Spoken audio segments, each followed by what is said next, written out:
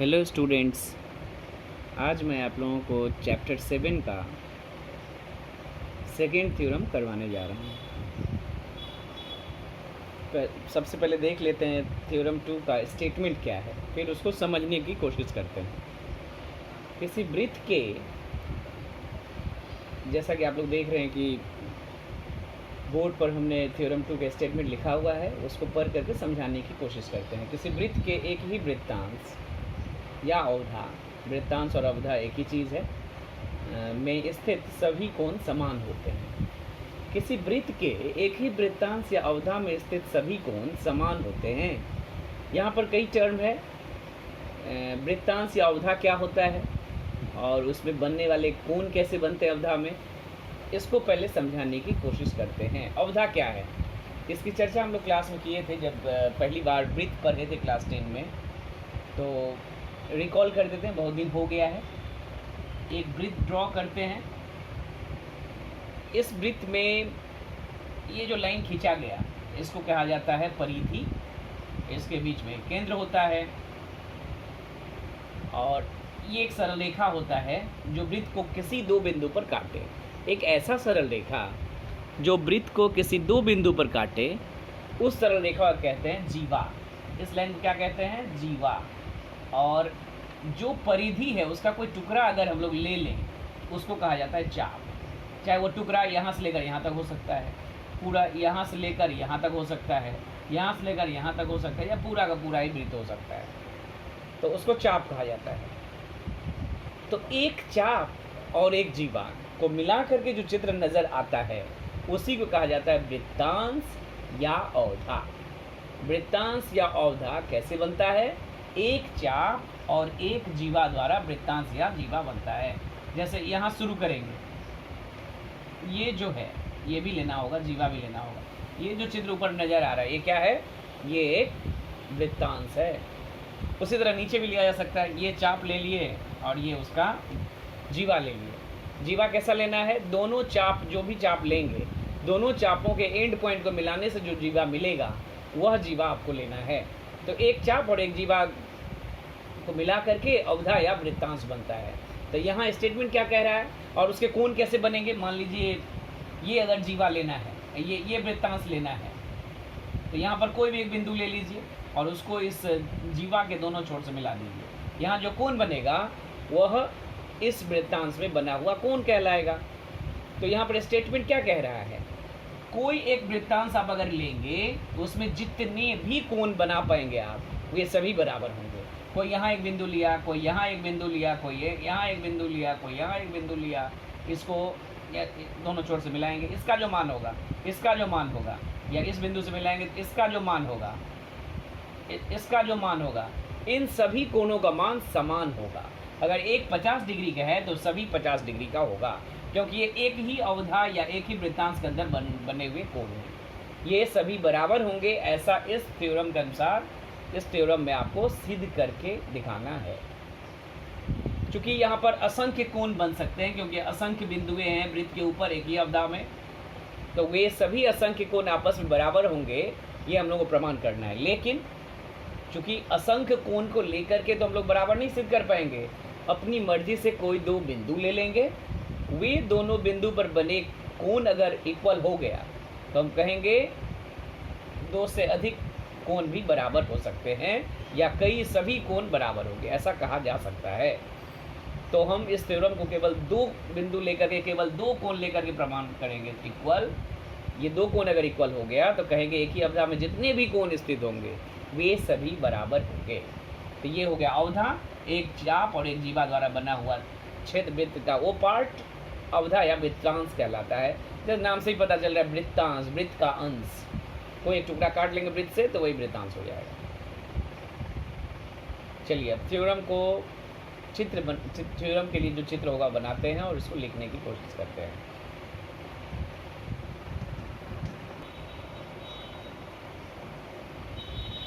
चलिए सबसे पहले पिक्चर ड्रॉ करते हैं। एक सर्किल बनाया है, सर्किल के अंदर एक केंद्र लेते हैं ओ, और एक अवधा बनाते हैं। सबसे पहले अवधा कैसे बनता है?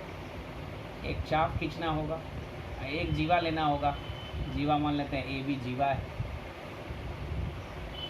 ए भी जीवा है। और जैसा कि हम बताए थे कि सभी कोण इसके, ये जो ऊपर का अवधा ले रहे हैं हम लोग, इस अवधा में स्थित सभी कोण इक्वल होंगे। तो कोई दो कोण लेते हैं, एक बिंदु लेते हैं यहाँ पर C और दूसरा बिंदु लेते हैं D। तो O का नाम हम थोड़ा बाद में दे रहे हैं। C बिंदु पर कोण बनाते हैं, A और B को मिला देते हैं। आप लोग थोड़ा ठीक से खींचिएगा। और ये C बिंदु पर बना कोण है इस अवधा में, और D बिंदु पर बना कोण कैसे होगा? ये C और D बिंदु पर बना कोण है। यहाँ पर एक केंद्र होगा जिसको नाम देंगे O, फिलहाल है।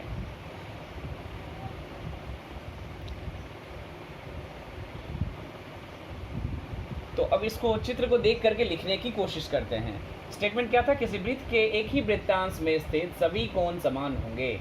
तो हम लोग क्या ले लिए हैं? हम लोग लिए हैं, कल्पना किया, कोशिश करते हैं कि मिटाना न पड़े और पूरा थ्योरम जो स्पेस है उसी में हो जाए, इसलिए थोड़ा छोटा लिखने की कोशिश कर रहे हैं। कल्पना किया कि ABDC वृत्तांश का नाम क्या है? ABDC। इस साइड से भी ले सकते हैं, ACDB, वो भी बोला जा सकता है। या ABDC वृत्तांश में दो कोण स्थित हैं। कौन सा? दो कोण कौन कौन सा स्थित है? एक C बिंदु पर बना हुआ कोण है जिसका नाम है ACB, एवं एक D बिंदु पर बना हुआ कोण है जिसका नाम है ADB स्थित हैं। ठीक है। अब हम लोगों को क्या सिद्ध करना है? ये दोनों कोण आपस में इक्वल होगा। लेकिन असली थ्योरम में दिया गया है सिद्ध करना है कि सिद्ध क्या करना है कि एक ही वृत्तांश के सारे कोण, जो सिद्ध असली में करना है वही लिखना है। दो कोण बराबर ऐसा नहीं बोला गया, सभी कोण इक्वल होंगे। तो एक ही वृत्तांश में स्थित सभी कोण समान होते हैं। ये सिद्ध हम लोगों को ये करना है। लेकिन हमने कहा कि कोई दो को सिद्ध कर देंगे तो हो जाएगा, इसलिए लिखेंगे चूंकि ये जो कोण ACB एवं कोण कौन सा लिए हैं?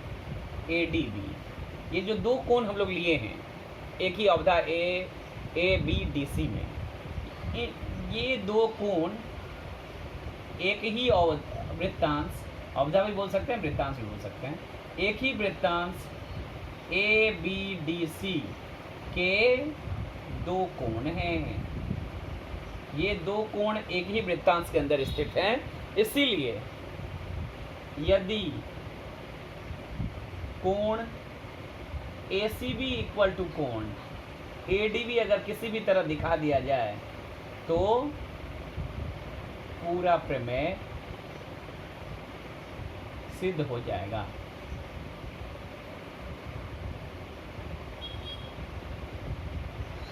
पूरा प्रमेय कब सिद्ध हो जाएगा? अगर इन दो कोणों को इक्वल कर दिए, सभी दिखाने की जरूरत नहीं है। इसके लिए एक छोटा सा रचना करना होगा। सॉरी, कल्पना किया। रचना क्या करना होगा? केंद्र O को A एवं B से मिलाया।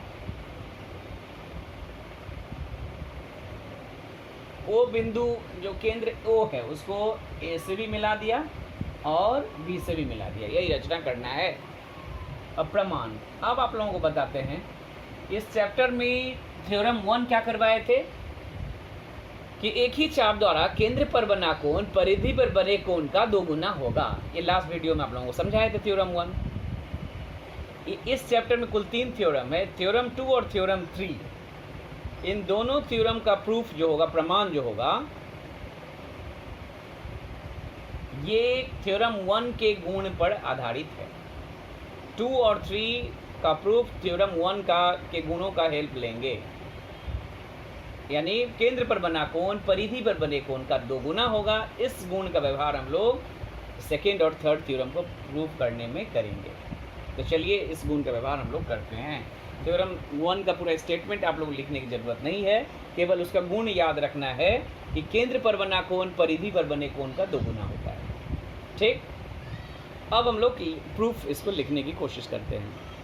अब गौर से इसको दर्शाने के लिए, एक ही चाप दर्शाने के लिए यहाँ एक पी ले लीजिएगा अपनी मर्जी से नीचे में, और कहेंगे चाप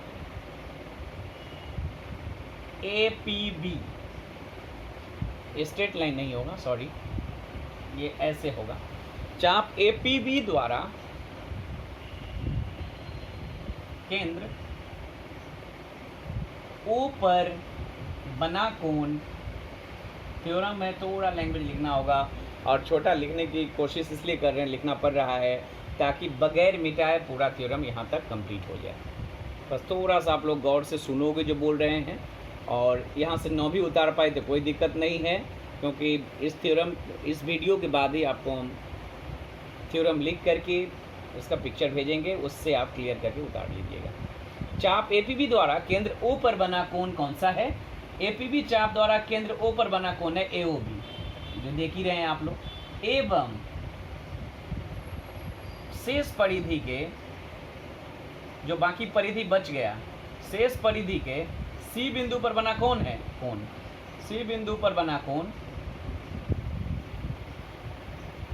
सी बिंदु पर बना कोण एसीबी है।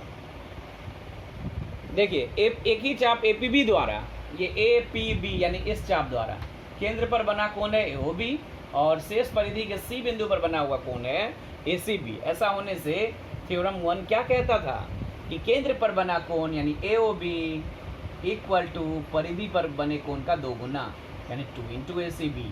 इसको हम रिलेशन 1 लिख करके छोड़ देते हैं। फिर लिखते हैं, फिर लिखते हैं चाप, एक ही चाप है यहाँ पर, कौन सा? एपीबी। फिर चाप एपीबी द्वारा केंद्र पर बना कोण, केंद्र ओ पर बना कोण मेंशन कर सकते हैं, क्योंकि यहाँ एक ही केंद्र है, 9 भी लिखें तो कोई दिक्कत नहीं है। केंद्र पर बना कोण, चूंकि एक ही ए है, एक ही चाप है, तो केंद्र पर बना कोण वही है एओबी। एवं इस बार शेष परिधि के सी बिंदु ना होकर कौन बिंदु हो जाएगा? इस बार डी बिंदु हो जाएगा। शेष परिधि के डी बिंदु पर बना कोण का नाम क्या है? इस बार बना कोण का नाम है ए डी बी है। इस बार डी बिंदु पर बना कोण है ए डी बी, और केंद्र पर बना कोण वही एओबी है, और डी बिंदु पर बना कोण एडीबी। तो क्या हो जाएगा? तो थ्योरम 1 के अनुसार हो जाएगा केंद्र पर बना कोण परिधि पर बने कोण का 2 गुना हो जाएगा, यानी AOB equal to 2 into ADB, relation 2। अब 1 और 2 को अगर कंपेयर करें, 1 और 2 को अगर तुलना करें तो क्या पाते हैं? चूंकि दोनों का लेफ्ट साइड इक्वल है, इसलिए राइट साइड इक्वल होगा, यानी 2 into ACB equal to 2 into ADB. 2 अगर कैंसिल हो गया तो क्या बचा? कोण A C B equal to कोण ए डी बी, और यही आप लोग देखेंगे, तो यही प्रूफ करना था हम लोगों को। तो ये तो हम लिखे हैं, अब इसको समझाने की कोशिश करते हैं। जैसा कि चित्र आप लोग देख रहे हैं, कल्पना किया कि ए बी डी सी वृत्तांश में, स्टेटमेंट क्या था? किसी वृत्त के एक ही वृत्तांश में स्थित सभी कोण समान होते हैं।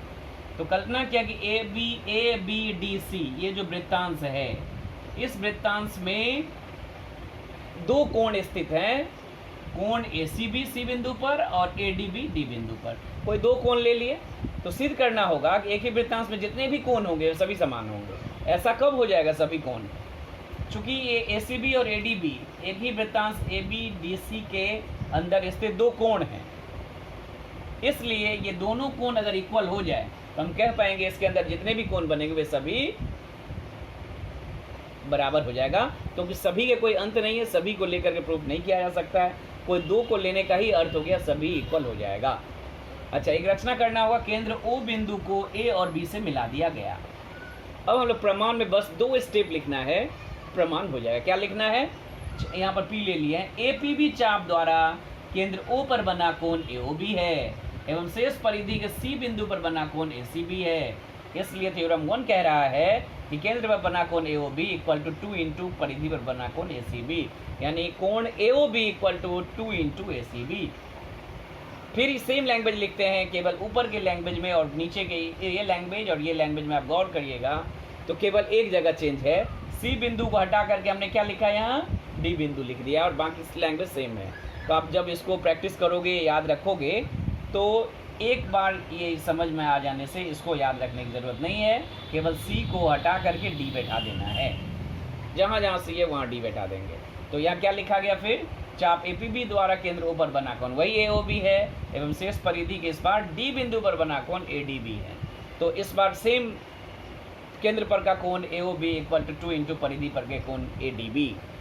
चूँकि 1 और 2 रिलेशन के लेफ्ट साइड इक्वल है, तो दो समीकरण को तुलना करने से क्या पाते हैं, जब एक दो समीकरण का एक पक्ष बराबर होता है, लेफ्ट साइड इक्वल है, तो उसके राइट साइड भी इक्वल होंगे, वहाँ से 2 कैंसिल हो जाएगा, तो ए सी बी कोण A C B equal to A D B आ जाएगा। बहुत ही सहज है, आप आसानी से कर सकते हो, ये थ्योरम आया भी नहीं है एग्जाम में।